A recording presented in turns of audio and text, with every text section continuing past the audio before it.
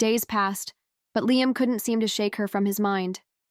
Rosie Whitmore, the clumsy, wide-eyed country girl who had crashed into his life like an unexpected summer storm.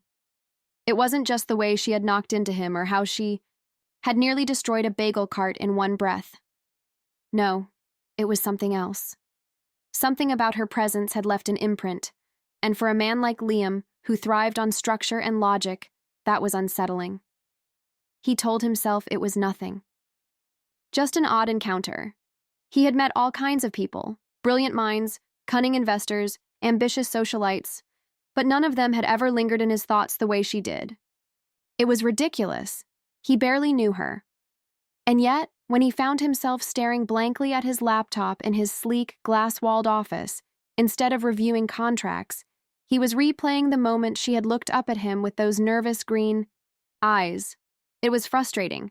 He didn't have time for distractions, so when fate decided to throw her back into his path, it almost felt like the universe was mocking him. It happened at a small cafe downtown, one of those charming little places that rich men like him had no reason to visit. But his assistant had insisted the coffee there was better than the overpriced, machine-brewed kind at the office. So here he was, waiting for his order, scrolling through emails, when a very familiar voice rang out from behind the counter. "Welcome to May's Bakery. What can I get started for you?" Liam froze, his fingers tightening around his phone. No way. Slowly, he looked up, and sure enough, there she was. Rosie Whitmore, standing behind the register in a too-big apron, flour dusting, her sleeves and a streak of icing smeared across her cheek. Her hair was a little messier than before, strands of blonde escaping from a loose ponytail, and she had the same energy as before, like she was barely holding herself together, but still managing to smile. She hadn't noticed him yet, too busy, helping an older woman choose between a blueberry muffin and a croissant. Liam had a split second to decide whether to turn and walk away before she could see him, but of course he hesitated, and that was all it took. Her eyes flickered up, and the moment they met his, she froze. There was a beat of silence.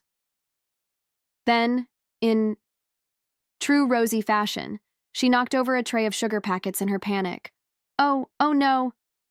She scrambled to pick them up, her cheeks turning a bright shade of pink. Liam sighed, stepping forward. "You're everywhere, aren't you?" Rosie shot him an embarrassed look as she shoved the sugar packets back into their holder.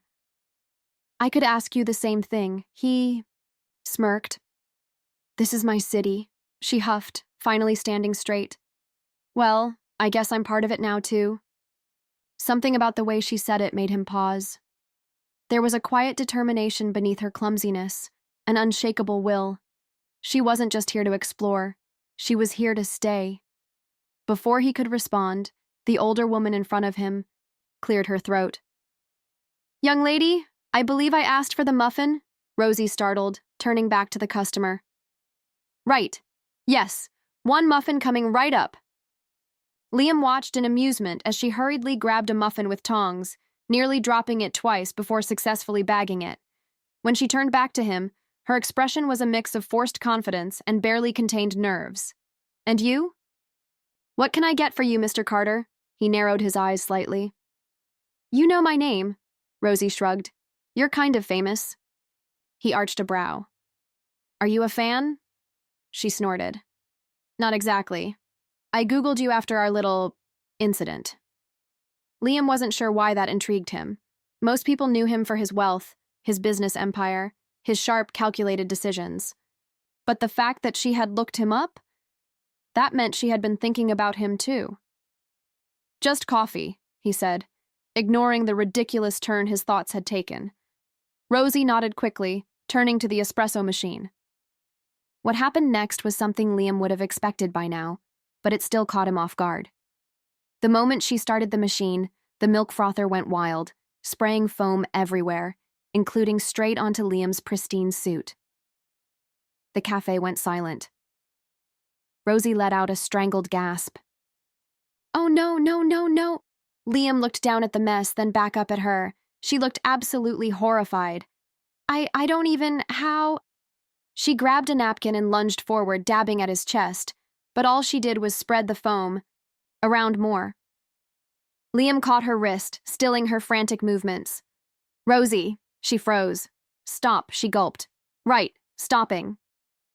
For a moment, they just stood there, the scent of coffee and vanilla thick between them, her hand still gripping the napkin, his fingers wrapped around her wrist.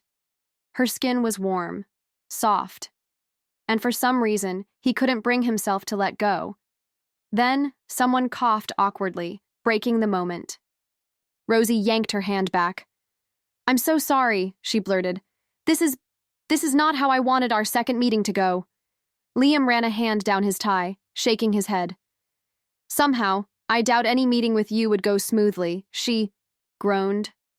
You're probably right. And then, to his utter surprise, she laughed. It wasn't forced or nervous, just light, airy, and entirely unbothered. Like she had already accepted that disasters would follow her wherever she went.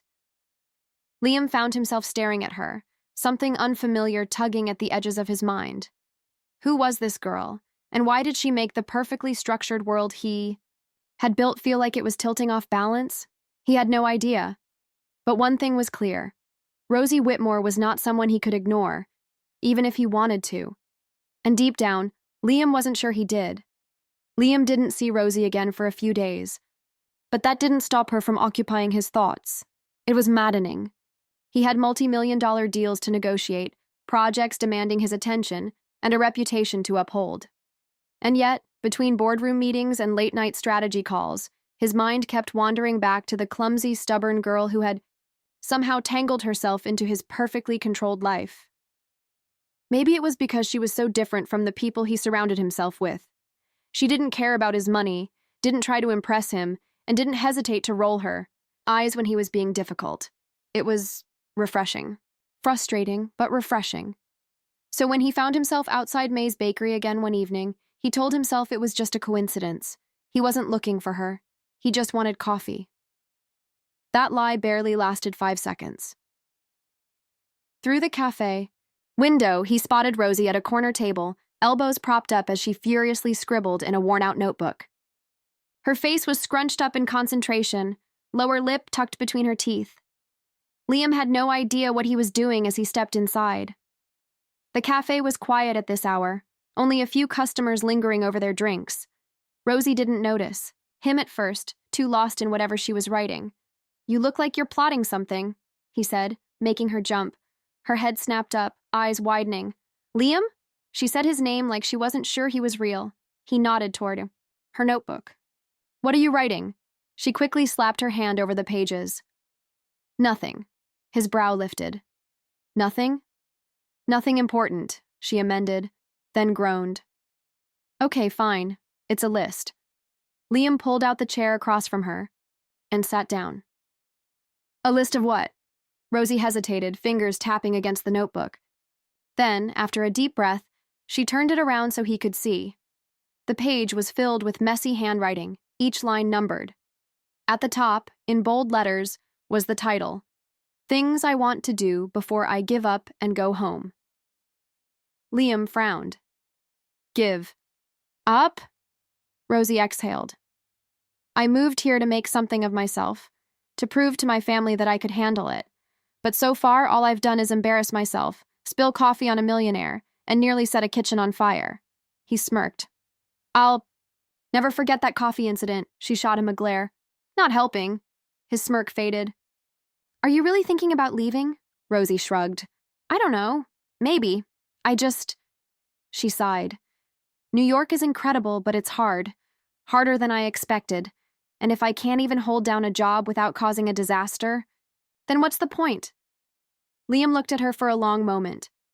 Then, without thinking too much about it, he reached for the notebook and slid it toward himself. He scanned the list. Some of the things were small. Try a hot dog from a street. Cart visit Central Park in the snow. Others were bigger. Get a real job. Prove to myself that I belong here. At the very bottom, written in smaller, almost hesitant letters, was the last one.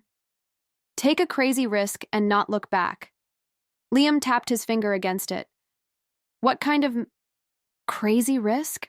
Rosie bit her lip. I don't know yet. He leaned back in his chair. Maybe I can help. She narrowed her eyes. Why would you do that?